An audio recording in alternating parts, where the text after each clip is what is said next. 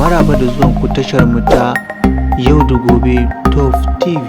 Domin samun shirye-shiryenmu sai ku danna subscribe sannan ku danna ƙararrawa. Mun gode.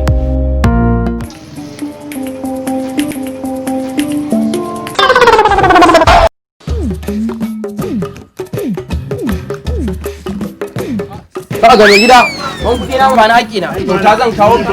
Kamar ya baka biya kyauta zan kawo ka. Baburin na ubanka ne. Ga ba zan gaya maka ba na haƙƙi na. Na cinye ba. Ka ban haƙƙi na. Kamar ya ka ci. Mamaki ma ce ban haƙƙi na malam. Kawai ka ban haƙƙi na. Kamar ya kai rena ma hankali. Kakkare na ma hankali ba na haƙƙi na.